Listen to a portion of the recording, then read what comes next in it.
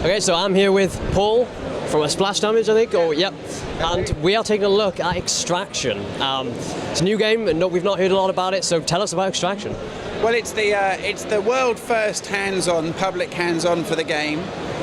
It's a first-person shooter. I would say that it's kind of AAA in execution, but quite uniquely, we're going to be giving it away for free, which is a new one for us at Splash Damage.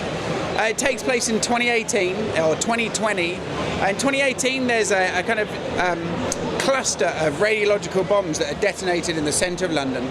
It leads to a mass evacuation from the city, and for a couple of years, the CDA, this Crisis and Disaster Administration, try and do a clean-up. They're unsuccessful and the centre of London becomes deserted. 2020, we enter the game as mercenaries. There's a huge number of different mercenaries that you can play, so one of the unique things about the game is its roster of characters. Not just that you can play as men or women of different ethnicities from around the world, but that they have different roles, which means that they've got really cool different weapons, abilities, items, gadgets that they can use in the game world. What you do then is play as part of a team, and you have team objectives that you have to try and complete. So the game that we're playing here at the stand takes place in Camden Lock, and the goal as a squad, if you're attacking for example, is that you need to try and derail a train by hacking into a train switch and moving onto a different line and then blowing up a carriage to get it off the track. As the defending team, you have to try and stop them, and then you play in stopwatch mode and fight again. So I noticed you're saying it's a very team-based game. How much time, how much development did you spend on making sure? Because one of the big problems with first-person shooters at the moment is one man that just hides in the back. How did you kind of deal with that and think? Well, we've developed a brand new technology called Echo. Basically, when cloud-based services started coming out, we started to think about ways that we could make use of it. We've often, connected to servers and observed what's going on and watched people play, and we've debated endlessly on our forums with players what's good, what's bad. But we were never able to use big data to support or contest specific views that either the community had or that we had about the way the game was being played. One of our staff, a guy called Dave Johnston, who created Dust for Counter-Strike, Dave wanted to create a technology that would allow us to visualize the way that people played.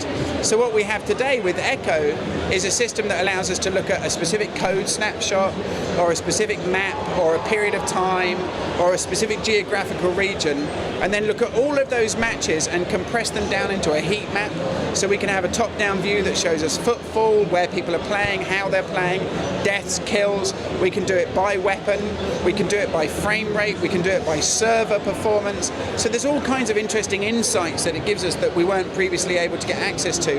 It doesn't change the way that we design the game, but it just helps support or contest the kind of heuristics. And that's made it possible for us to have an unlimited roster, because previously, managing the balance of 5 character classes in asymmetrical maps was hard enough.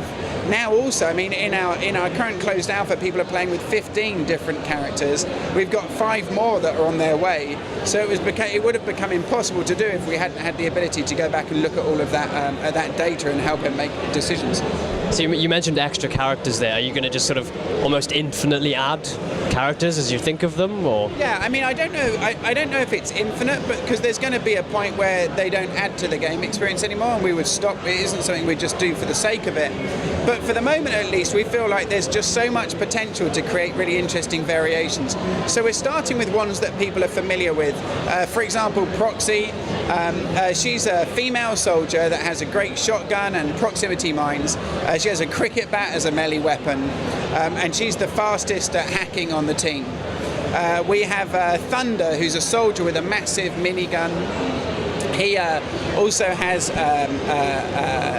a grenade, which basically kind of confuses the enemy and allows him to then run around and start taking them out with massive miniguns, so he can do really cool combos. We have RT that can do artillery attacks. We have other characters with things like grenade launchers, characters that can do airstrikes, characters that can put down sentry guns. So we're starting with the kinds of abilities and tools that the community is familiar with, just to get them used to the concept of playing against an enemy that varies and changes regularly. but we've had to make some changes to the way that team play works in our games too.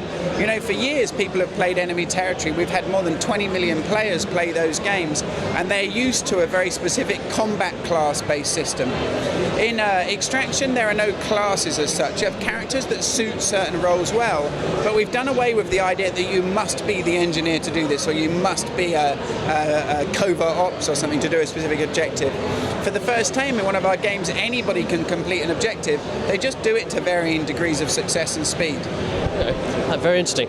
So you mentioned we actually played stopwatch mode, or timed mode, I guess it was there. What are the kind of game modes are we going to see? So you're going to have a straightforward campaign mode where you play 2 or 3 maps in succession, and those maps will allow you to build up like cool skills and abilities as you play, and we call those ultimates. They're just short-term cool bonuses that you get. For tournament play, we have stopwatch, which means that you play a map as attack, and at the end you get a time for how fast you defeated the enemy, and then you play from the other side and they have to try and beat your time. We have a team deathmatch plan for people that are first coming into the game, so that they're not too confused by the need to complete objectives and other stuff that's going on. We'll probably allow them just to engage in basic deathmatch to become familiar with characters and so on as well. Cool. So you were kind of mentioning there briefly before we started the interview, you guys used to be a mod team. Just tell us about that. We're a huge modding site. It's what we do. So. Well, I started out. I was an IT guy working in the city in central London, and I did some pretty awesome contracts. We had 10 Downing Street, so I used to work in the Prime Minister's office occasionally, and in prisons, and at the Home Office, and investment banks, and so on. And I hated it. It's really soul destroying, because you'd commission a server, and you'd know 3 years from now, not only did nobody know that you'd put it in, 3 years from now someone would decommission it, and so any evidence that you even put it in the first place would be gone and it would no longer exist. So it was really tough, you know, as an IT guy. But my hobby was running a Quake clan.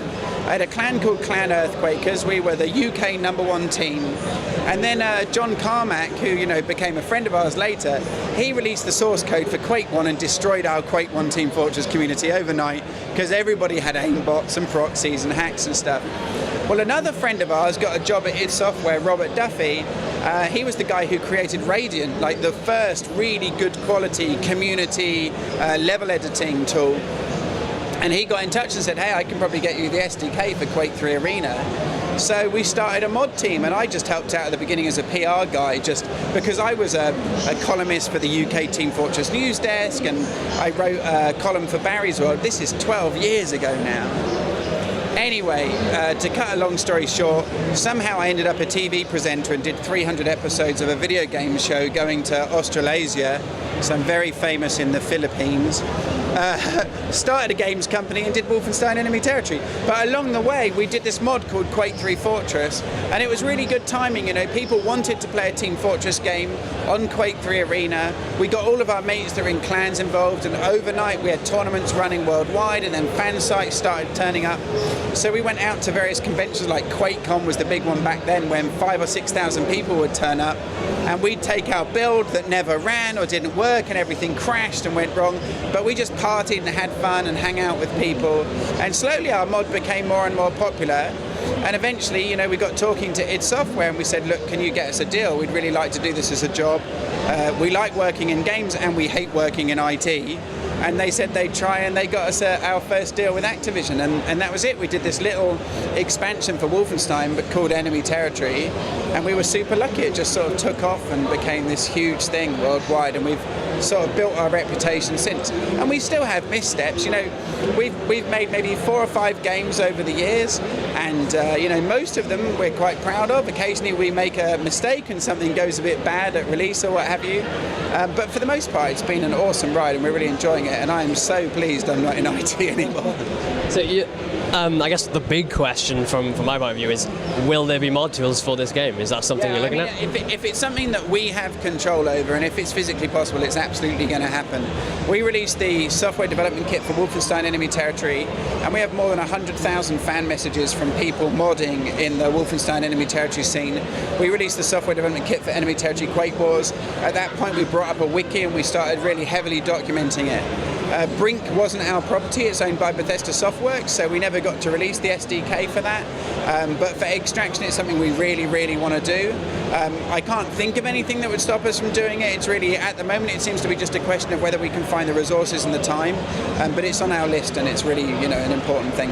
What engine is actually running on at the moment? Unreal. It's running on Unreal 3, which makes it super easy for the community to create content and stuff. And yeah, do we know what? Is it just going to be PC, or are we going to be releasing to the consoles? At the moment, we're focused exclusively on PC. As a studio, we're just finishing up Batman Arkham Origins as well, so that's been quite a big project for us. And but now Extraction is the primary focus of the studio, and we'll see where it goes after we do the commercial launch. And do you guys have a release date yet? Any sort of time frame? Just when it's done, really. As soon as we're happy with it, we'll launch it. And I think you mentioned earlier it's going to be free to play, completely free to play, or is there going to be some microtransactions in there? Yeah, you'll definitely be able to spend money in the game if you want to. I mean, if people want to send us money, they should. But we have a belief that in multiplayer games, particularly in PvP games, players enter a playing field really wanting to know that it's going to be balanced and fair. And so as a studio, we are really anti-pay to win. And we like the idea of free to win, which is the idea that anybody who plays the game, particularly if you're just like a 15-year-old and you've got no money, you shouldn't feel like there's social pressure to spend money. So I think it's really important that free to win is a kind of core tenet of the game. And then from that foundation, if people want to buy things, that's great. But if something is gameplay affecting, we'll make sure that you can earn it or you can spend money on it or whatever. Very good. Well, I think we've got what we needed there. Paul, thanks very much. Yeah, thank you very much for having me. Well, out.